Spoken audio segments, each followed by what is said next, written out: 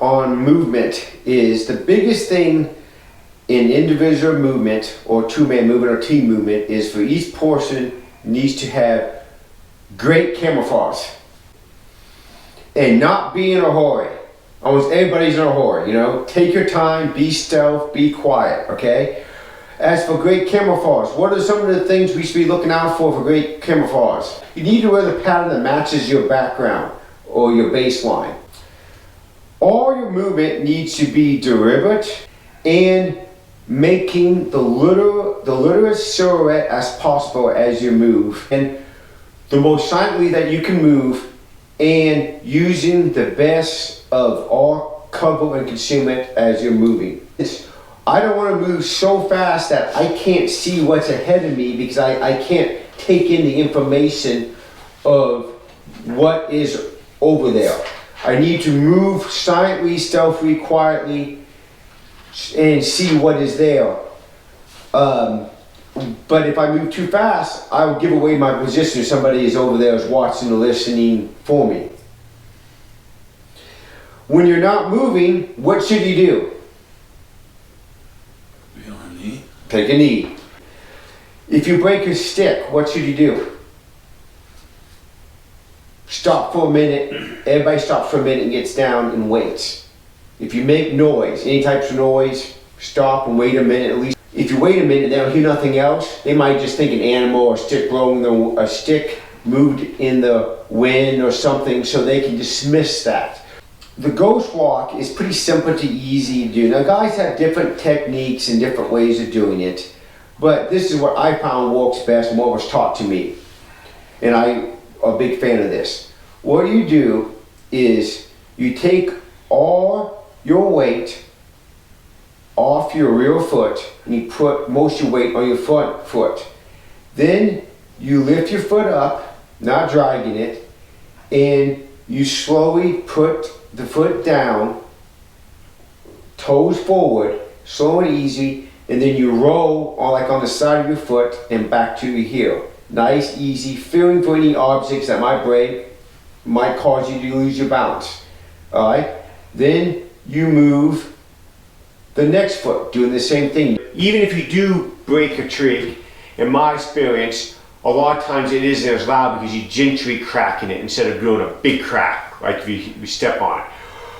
The biggest thing you gotta watch out for, and the reason you wanna pick your feet up is if you don't wanna drag stuff with you. We've all seen that in tracking. That's usually gives somebody away because you start dragging debris and transporting stuff. As you're moving, you do not look down at your feet. A lot of people, especially when they get into the woods, for they want to be stealth and quiet, they want to tend to look down and see where their feet's going. Now, you don't want to make a habit of doing that because then you're not looking at other things around you. What you can show you, what you can do is just look down with your eyes without moving your head real fast and see what's ahead of you so as you move. General good rule of thumb is to take all the risk farther away and to become more cautious as you near the target or whatever you're sneaking up on or moving towards. You need to pay attention to the vegetation. By using vegetation to act as cover and concealment, it'll help mask you from visual and thermal observation, people looking for you. Using the stack object method. Okay, simple example of the stack method, object method is you have a building you're trying to move up on. Let's say there's a couple trees, some brush on this corner of the building away, okay? This is like a yard here, okay?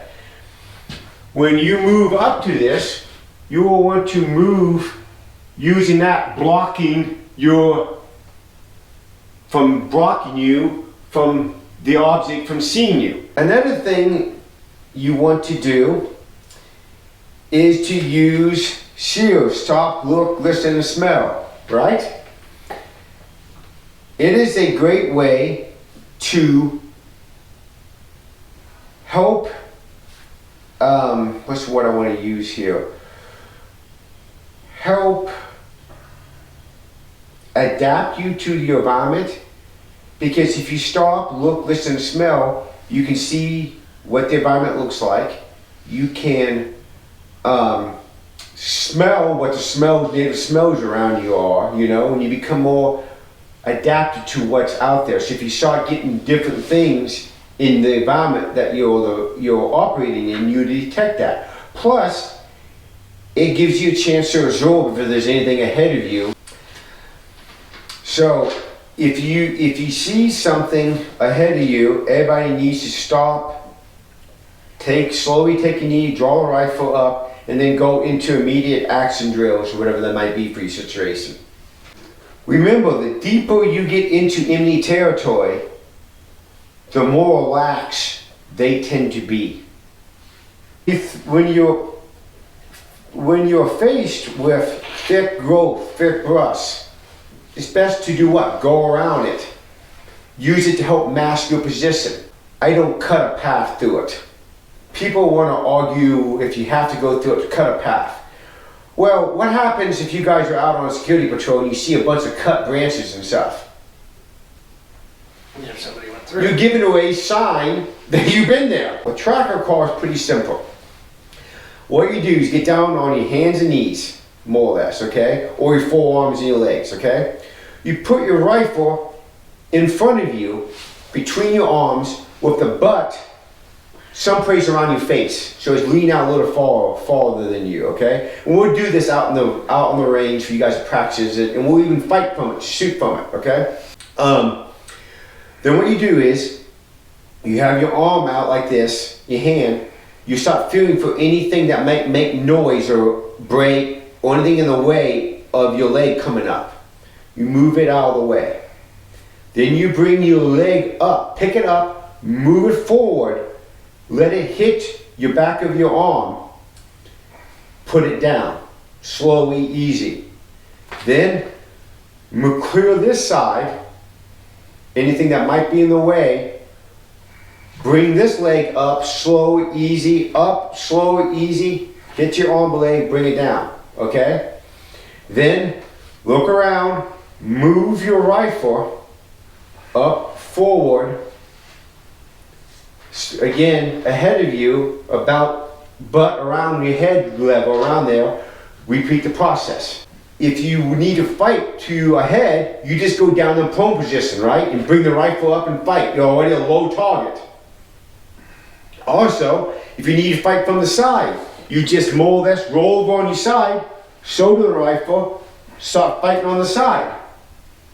Same thing for the other side, okay? Now if they're behind you, you roll over on your back. If you gotta shoot directly behind you, shoulder the gun, spread your legs out so you don't shoot your legs and start shooting. If you gotta shoot to one direction, move this leg over and start shooting. All right, next we're gonna go into two-man movements.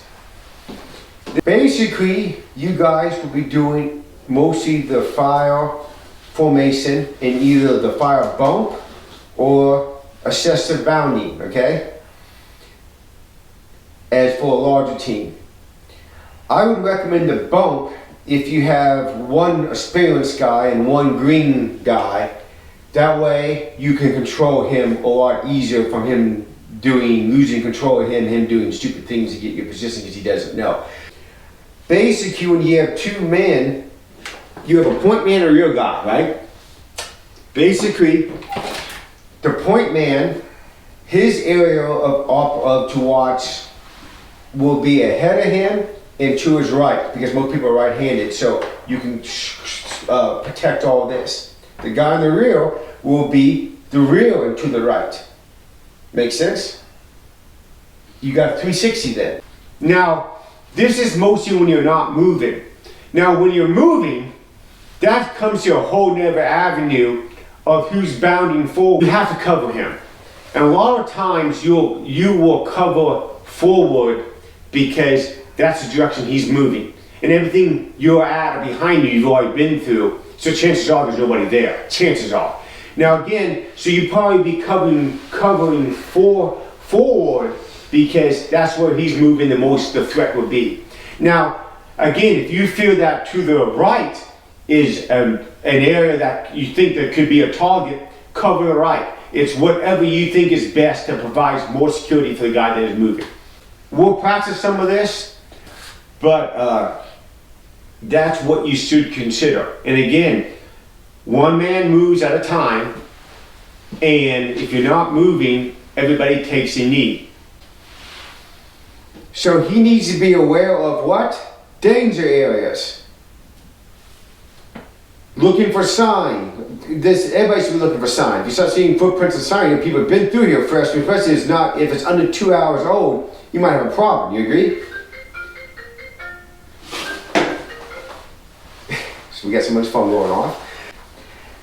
Now, if you come across danger areas, the team must work, the two-man team must work together on clearing them or going around them. Do not split your team up. This isn't like the other ones where you have more people and you send a group around to flank it. This is basically you two have to work together because separating... So you don't split a two-man team? No, you'll never split a two-man team. Never? Never. Because I wouldn't say that there might be a situation like that where you have to. Because it's rare. You have no support. You're a team. You have to stay together because all your support's on the other guy. You have nobody else to help you. Now, if the team gets in an ambush and you start getting shot at, you need to go into immediate action drills. I do not recommend attacking the ambush or flanking the ambush. I recommend you getting the hell out of Dodge. So you want to just peel, okay? Generally, if its attack is coming from the front, let's just say hypothetically, the front guy will start, the point man will start to peel, okay? He'll start peeling when the real guy or the second guy starts laying down cover fire, am I right? He'll peel. Back, left, right, whatever he thinks is best to get them out of the kill zone, okay?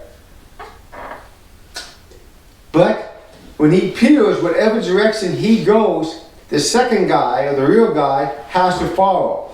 Okay, now I'm going to demonstrate to you guys the ghost walk, nice and slow.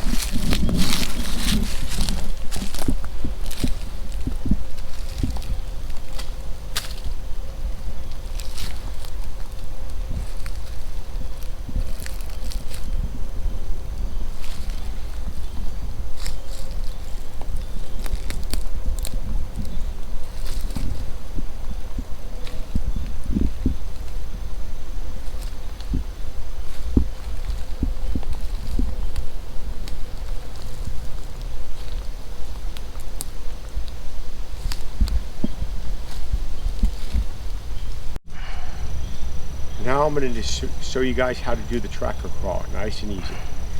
Get down. Some people call this a cat crawl or high crawl, I don't know, this is what I call it. Put rifle butt about where your face is at, start off, hands down like this. Move anything and everything that can make noise out of the way of your knee. Hand down, knee up, hit leg, down.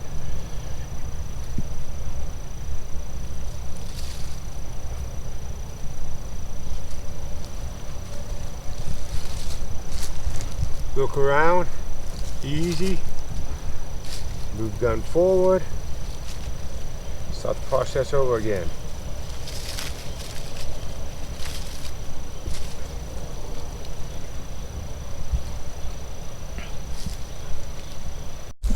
Okay, now I'm going to demonstrate to you guys how to shoot from the tracker crawl.